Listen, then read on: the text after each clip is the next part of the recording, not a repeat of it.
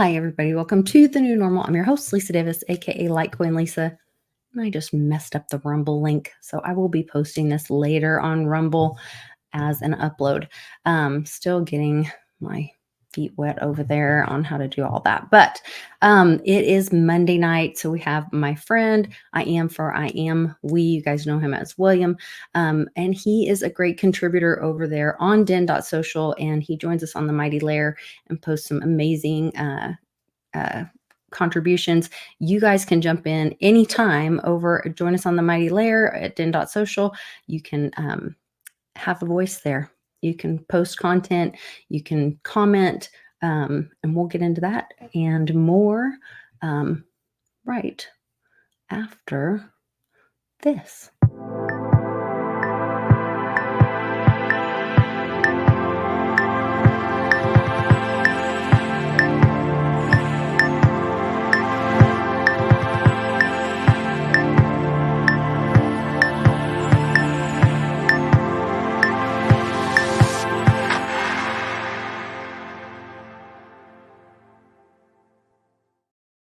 Welcome, William. Hello, Lisa. Hello, everybody. Watching Hello. and Yes. watching, and I don't know what you call it. We've got friends in the live chat, and we'll have friends join us later on. And of course, we have our great friends over at the Mighty Lair on DEN.SOCIAL joining us as well. So thanks everybody for joining us, and thank you for contributing content to the Mighty Lair over on DEN.SOCIAL. My pleasure. I enjoy it.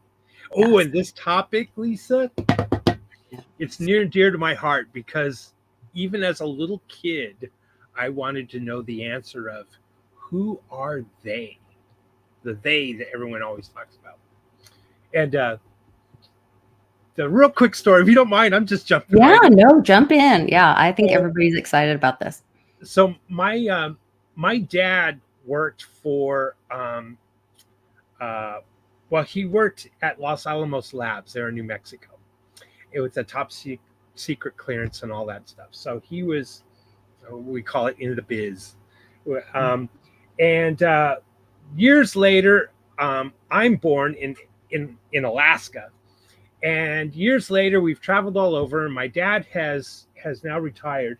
And I've always been fascinated by who are they and the deep state and all the things that we call it, right? And so I've always had this thing about it. So I like, none dare call it treason, confessions of an economic hitman, the power elite, the shadows of power, and who stole the American dream. And this one was really good. Call it conspiracy. But my father was in the biz, an extremely intelligent man. And I was probably maybe 14, 13, somewhere in that age. And he had just finished reading a book that my older brother had given him years before. And he finally read it. It's just this little small book. And it's called None Dare Call It Conspiracy. Oh, I have that book. And you could tell it's like the 1970s with the colors and everything by Gary Allen. And it talks about, the Trilateral Commission and the Rockefellers and the Rothschilds. And it's got the whole, diagrams in it. And he came to me, and I'm just this teenage punk, and says, this is it. This explains everything. This is how they do it. This is how they control it. And I go, huh? So that seed was planted in me when I was little. Oh. And so I've always dug into that and found it fascinating information and the who, what, when, wheres. And so I thought, well, let's talk about who are they. So I'm just a guy on the internet. And here you go. We always talk about, the secret societies and this group of men in this small room smoking their cigars and manipulating the levers of power. And we have all kinds of ideas about it. And let's see if hopefully my screen will work. There we go. So we always talk about who are they? Are they the puppet masters? Is it just a mix of big bureaucracies? And how do we define it? Are they the rich billionaires? The deep state term became real popular during, like when Trump was running again. In 2015, 2016, it was a kind of a popular term, but it goes way back to the 20th century. And the Turkish used the term, I'm going to mispronounce this, Derin Devlet or something like that. Oh, okay. And it's called the secret and powerful elements within government that would act independently of elected officials to protect the elites. But see, that concept goes way, way back. Plato and Aristotle talked about the elites. And what was cool, Lisa, is they had a front row seat. In Greece, there was all these city-states and state with a capital S. They were like their own nations. Okay. Almost. Yes. And they had, tyrants.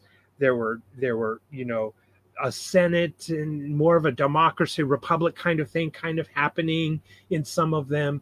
And there's oligarchs. And so they could see over the landscape all these different types of power and these different states. And so they wrote about it.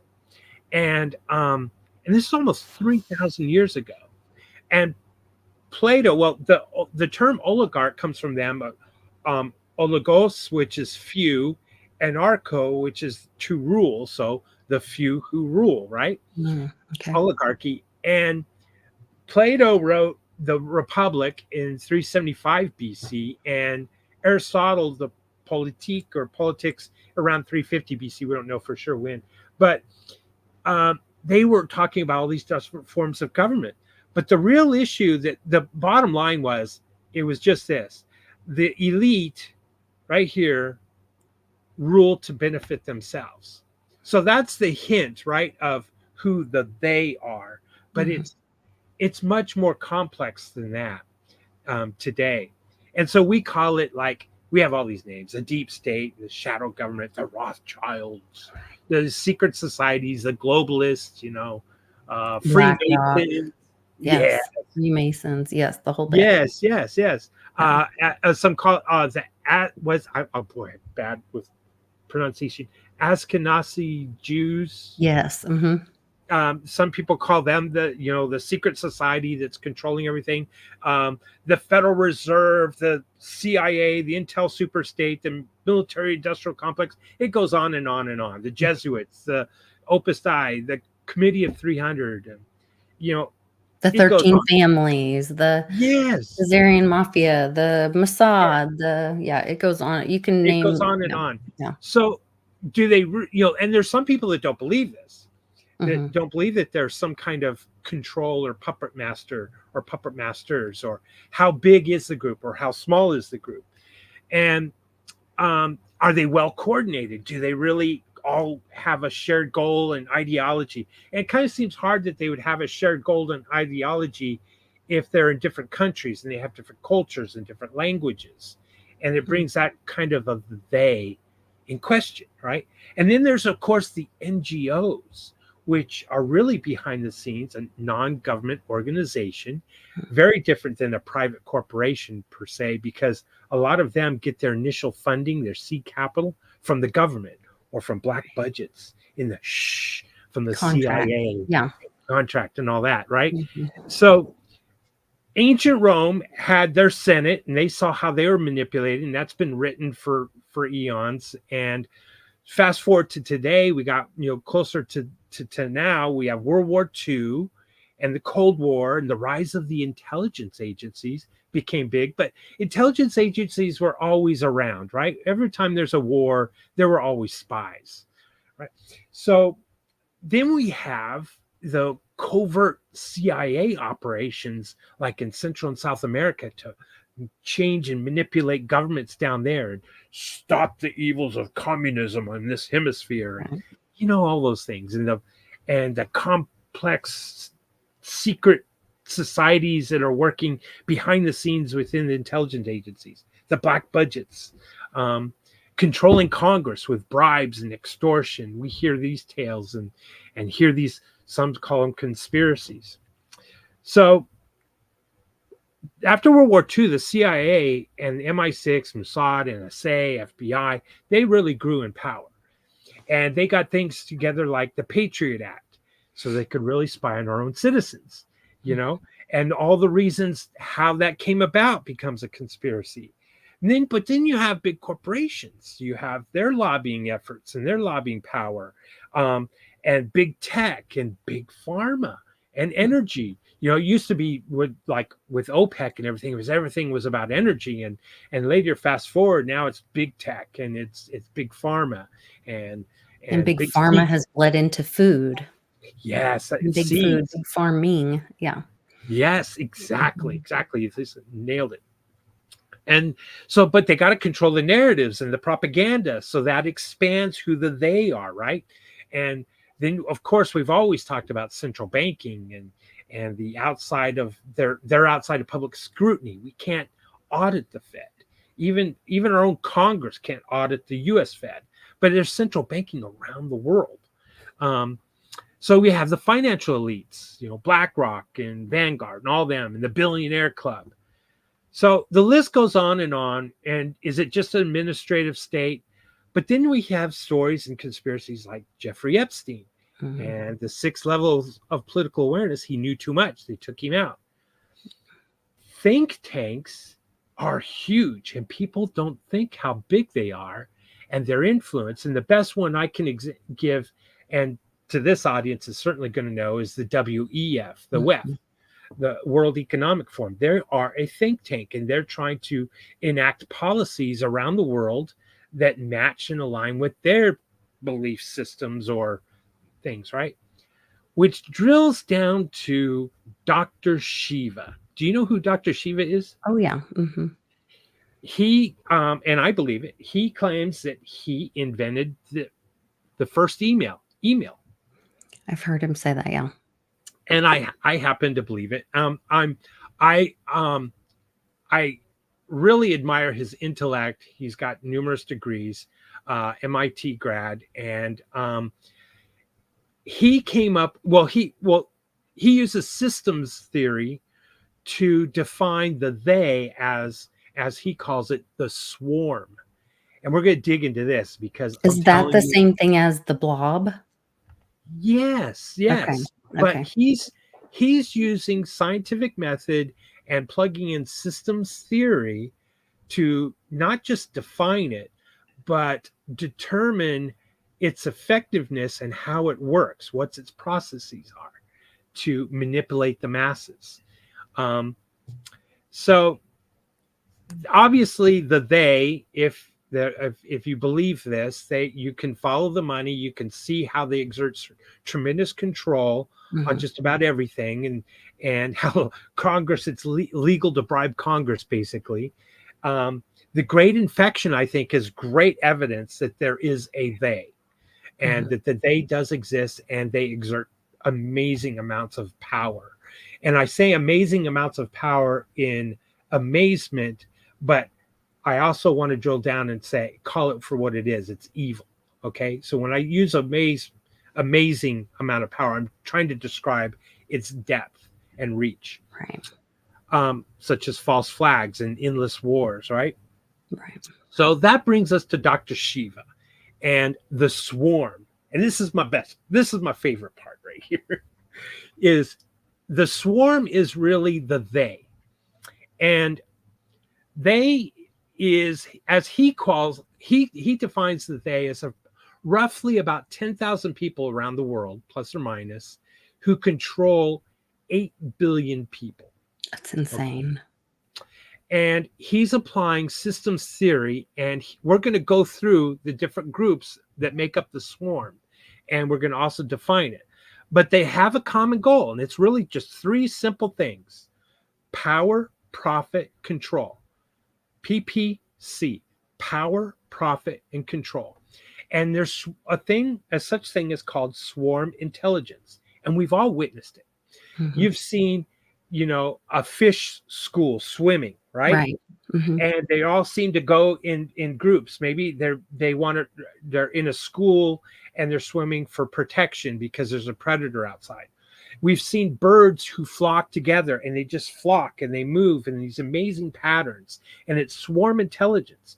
The bird that's up here doesn't know the bird down here per se, and they're not directly connected.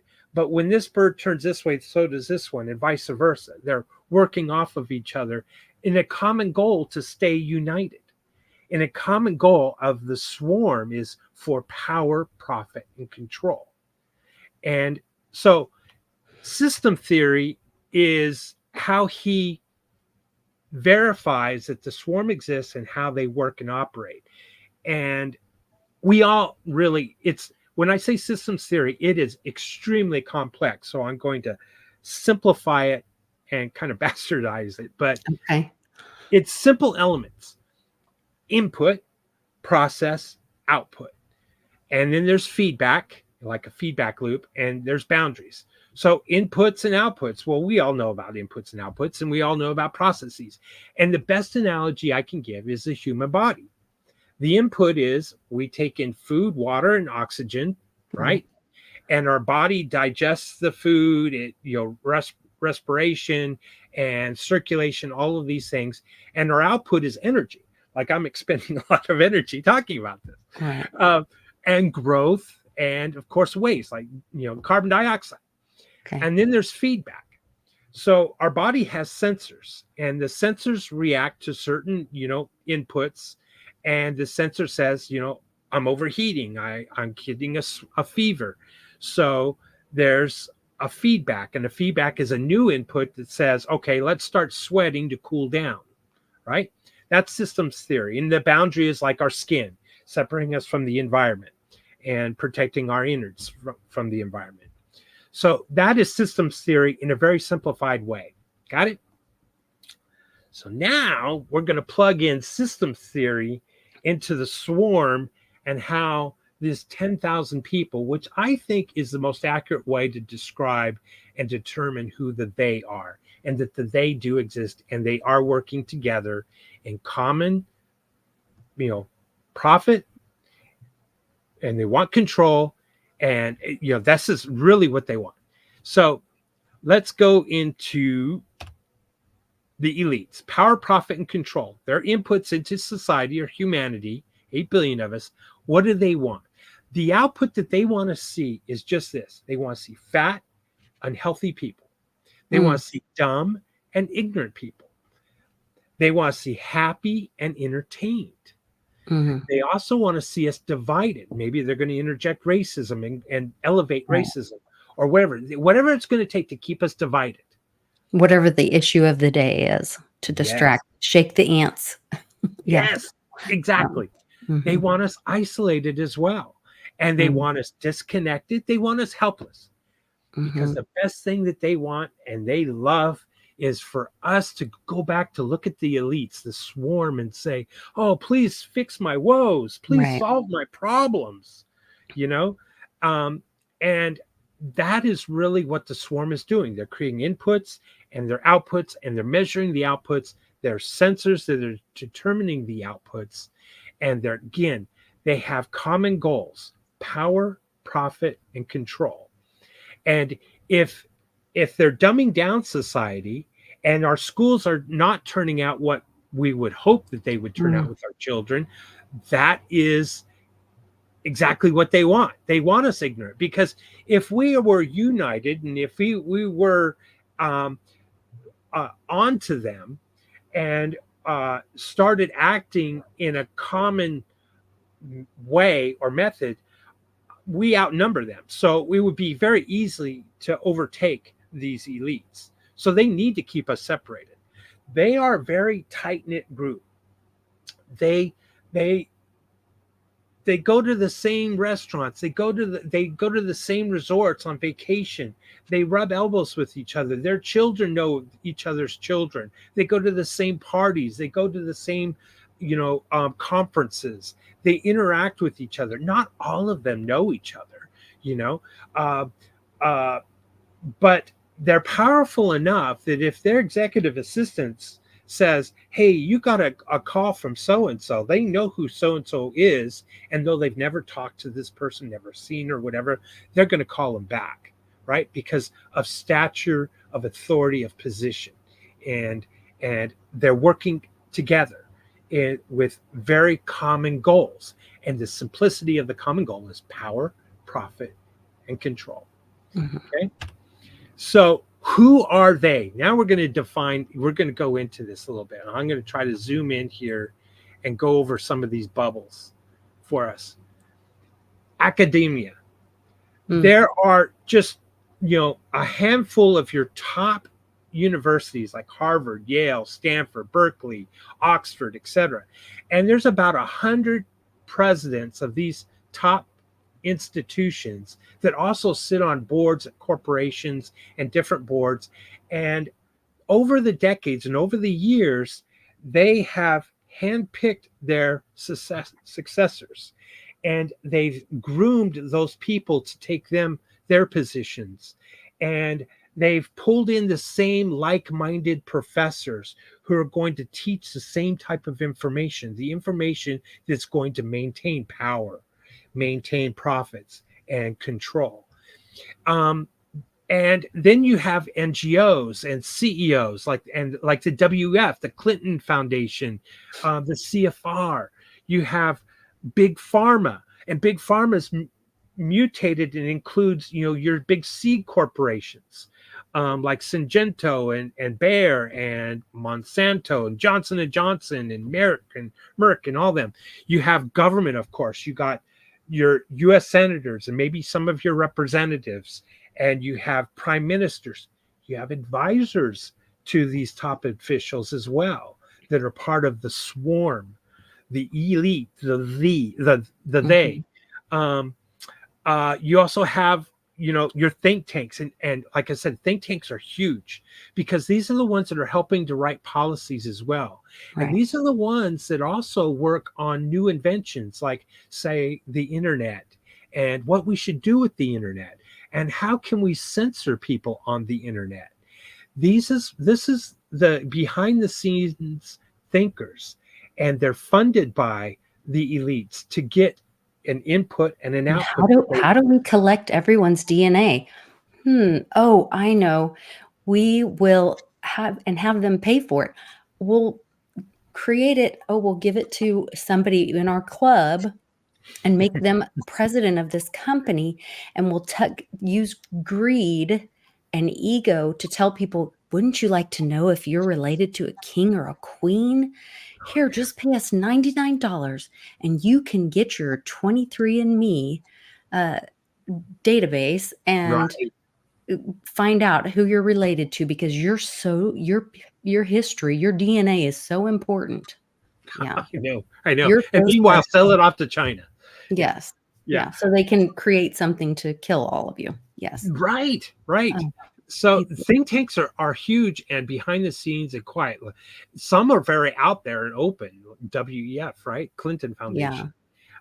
And they get overturned and upside down and backwards and whatever. But you got your investment companies, of course, your JP Morgans and your big banks, your Citigroup and B of A and BlackRock's and Vanguard and Fidelity and you name it. Your CEOs of around 2,000 of the largest corporations in the world. There Um, is one thing that I think it might be missing from your chart, because yeah, don't these circles actually kind of overlap? yes, they do. They do. Am I And getting ahead of CEOs, and your that's okay. perfectly so. Wow, you're on top of it. Thank you so much. They are a very tight knit group, and like one CEO is going to leave one company and go to another, Right. and there are these individuals or intellectuals or elites or and they sit on all these different boards, and they're talking with each other, and they're going to the same golf games or the golf tournament, um, and they're very overlapping, very much so, and like I said, they are a united, tight group. They're tight knit. Unlike we in the big 8 billion humanity, they're keeping us divided and separated. Um, so certain energy, like back in the day, steel was everything, and for building, Right. and Carnegie Steel, right? And back in the Mhm. day was the railroad industry and the energy sector, and all of these things, and new things come up. And well, then the Federal Reserve and central banks, like I mentioned, they're a big part of it as well, and the endless money printing. And they do that, why? For power, for profit, and control. And so then you move kind of to the right here, this group, and you get into more of the narrative control and information, such as Hollywood, um, what movies are selling, or well, let's advertise this movie more than the other, and let's start figuring out what plots we want in which movies, and which movies we want to grow and have larger audiences for.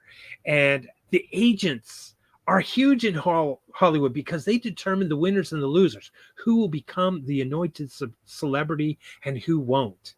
And some of the most powerful agents have the most powerful celebrities, and they're picking who they want to raise up. And the celebrities, some of them are in on it, and some of them are ignoramuses, excuse me, your Nimrods, and they're going to be promoted because they're promoting the same thing that the elites, the swarm, want to hear. And they're these Nimrod celebrities are pushing out the message that the elites want them to push out. Even music lyrics go that route. Right. Major sports, gaming, gambling, it's the top echelon of the group. You don't need to have everybody within a company or the top managers within a company. You just need a few of the driving force, and the C capital, and the board of directors, and who are intertwined. Legacy news, of course, CNN, Fox, ABC, NBC, all of them. The media companies, Disney, and all the companies that they own, and everything that they control, and the top leaders of these groups, the Google, Viacom, Twitter, well, X, YouTube, Meta, you name it. There's all kinds of others within the media. And then there's the influencers, Dolan Mulcahy, or whatever his name is. They pick these social media. And I'm sorry, Lisa. I'm sorry. You're not one of them. No, I'm not. I'm just a little old me. But sometimes you wonder, how does this person get so many likes and views? And trust how does me, this person get any followers? Yeah. And, it's because of the message that they're sending, and they're being chosen. So really what it comes down to it is the swarm is, like I said, they're 10,000 tightly knit group, and they're interconnected. They're like those birds of flocking together and flying together for a common purpose. So going back to systems theory and how it works, the swarm here is policies, propaganda, and fake heroes are being pushed as the input. There's your systems theory. As Dr. Shiva puts it, this is your input into the humanity. But we also have to have the obvious establishment, like your Bushes and your Clintons and your Obamas and the McConnells, the Pelosi's, Queen of England, or whomever, that are really pushing these policies and propagandas and become our fake heroes. The white coat syndrome. Yes. The authority that we've been indoctrinated to believe and trust or whatever. And that's where, like, even this most recent Kamala threw a big fake Beyonce concert, and she was, and then so Beyonce came out in her own hometown and sang a couple songs, I guess, and then left, and everybody was like, "What? I thought this was a Beyonce concert." And then Kamala comes up to the stage, and they all boo her and start leaving because they've been betrayed. So maybe humanity is starting to wake up to these fake heroes. Exactly. Maybe. Great analogy. Great point. They're waking up that these are fake heroes. And they're waking up that from and having more distrust in their government or their celebrities, because the bait and switch happened, like you just explained, a bait and switch. And I list the Bushes, Clintons, Obamas, McConnells, and Pelosi's just because here in the U.S. is our primary audience, and in modern times. But it's been going on for hundreds of years, to be honest with you. The swarm, and the swarm children are having, are interacting with other swarm members' children, and they're being groomed to take over these spots or positions of power and authority, or at least some of them, right? But there's an added group that needs to be added into. Oh, good, they're not heroes. Lesson zero. Okay. That's right. There's zeros. There's an added group here that is part of the swarm or not part of the swarm, kind of like our influencers that we talked about, that are part of the obvious establishment, or they're the vocal mouthpiece for the swarm and may not know it or do know it. And like MLK, predominantly pretty much a communist.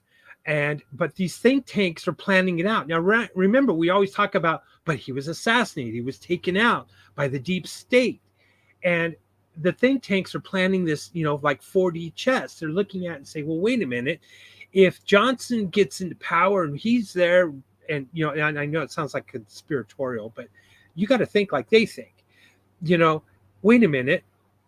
We could do the war on poverty and it'll destroy the African-American family. It'll break up the family. And decades later, it's going to wreak havoc on this community. Yeah, let's prop up MLK and let's bring in that black vote and the black voter. It's another input with a feedback loop and another input to control the masses. Gandhi was actually, he was not a poor man that grew up on the streets and living in a rag and ascends to power. He was actually part of a particular caste he was well educated.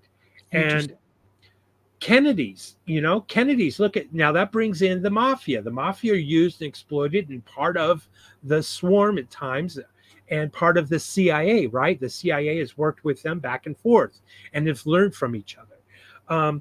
And so maybe some of the Kennedys are part of the swarm and maybe some of them aren't. Maybe some of have favor with the swarm. RFK Jr., comes to mind, okay, now he's pointing fingers at the swarm. Is he part of the swarm or not part of the swarm?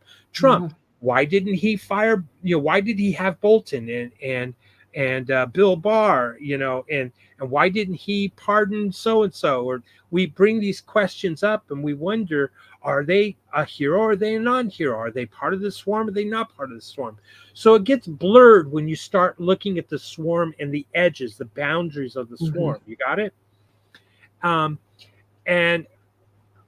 Sometimes they're just mouthpieces, and they are right. There's timing and strategy, and yes, and the swarm is rich and powerful, and it's like, how do you eat an elephant? And you buy one bite at a time, per se.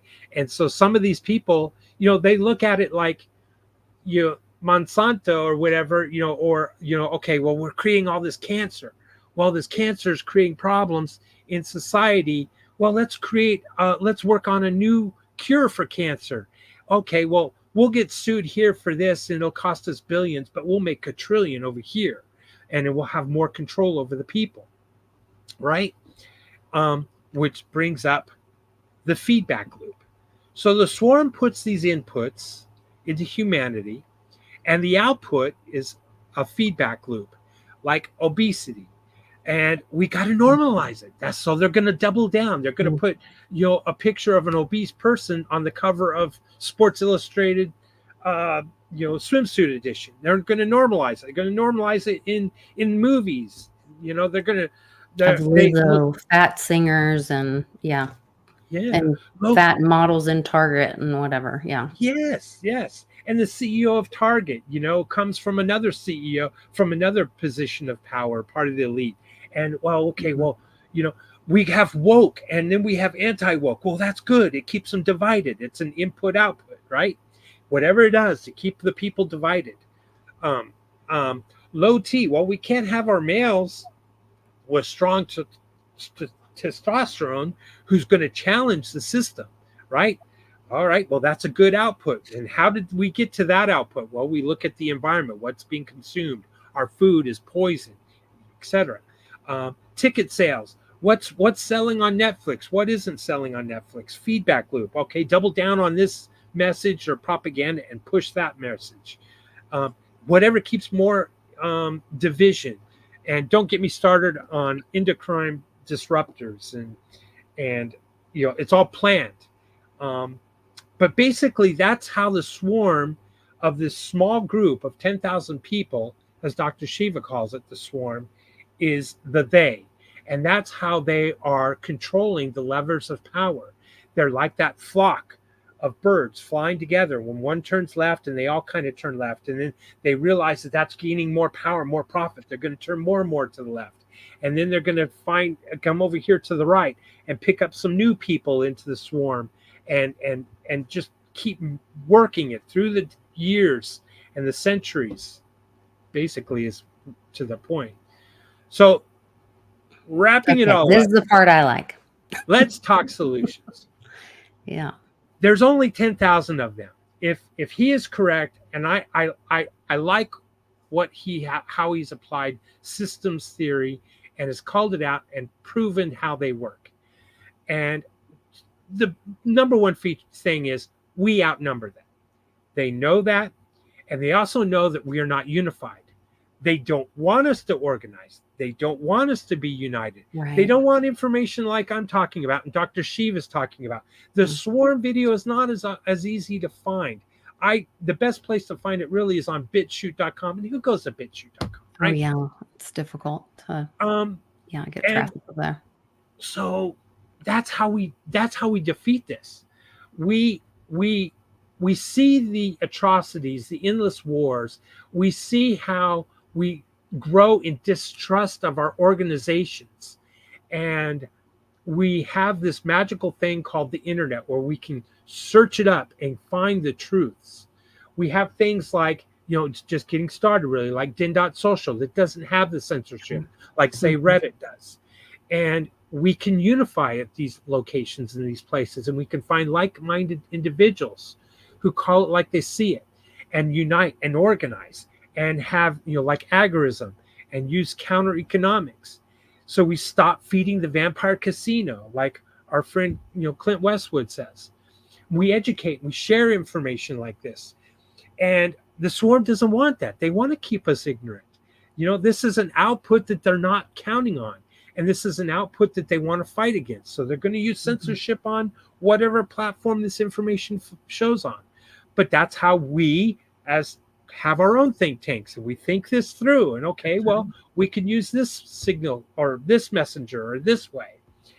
And when you start getting rooted in the idea and the belief that it doesn't have to be this way, I don't have to live like this. I don't have to trust in government.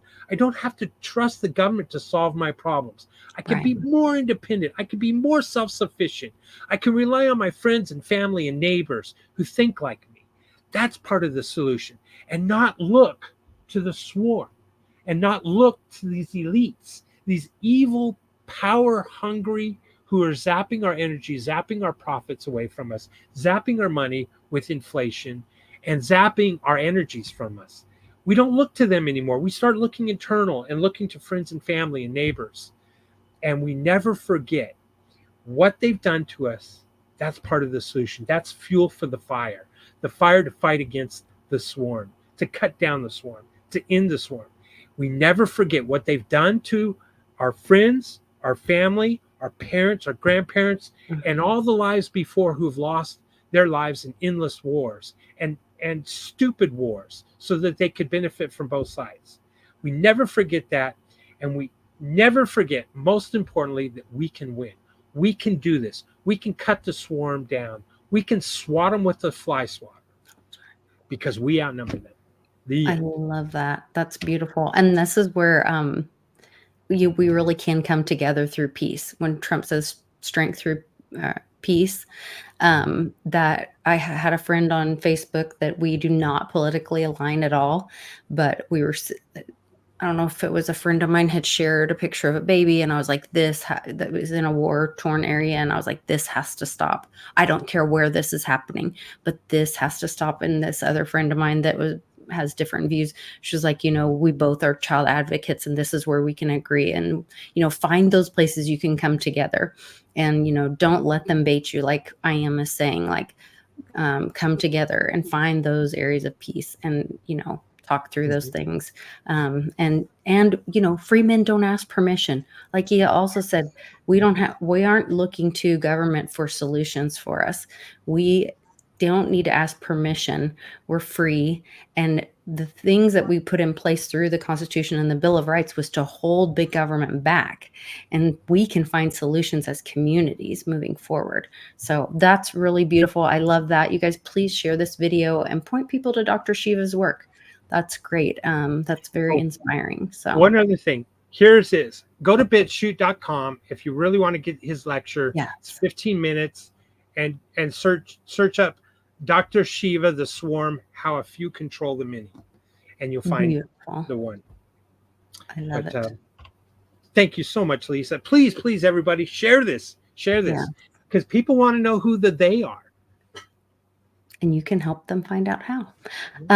Thanks for joining us, you guys. Appreciate you all joining us in the live chat. If you are watching this later, please jump on DEN.SOCIal, join the Mighty Lair, and leave us your thoughts and comments in IAM's post. Let us know what you think, and leave us a comment on the YouTube video below. Take care. The very word secrecy is repugnant in a free and open society. And we are as a people, inherently and historically opposed to secret societies, to secret oaths, and secret proceedings. For we are opposed around the world by a monolithic and ruthless conspiracy that relies on covert means for expanding its sphere of influence, on infiltration instead of invasion, on subversion instead of elections, on intimidation instead of free choice, on guerrillas by night instead of armies by day. Its preparations are concealed, not published. Its mistakes are buried, not headlined. Its dissenters are silenced, not praised. No expenditure is questioned, no rumor is printed, no secret is revealed.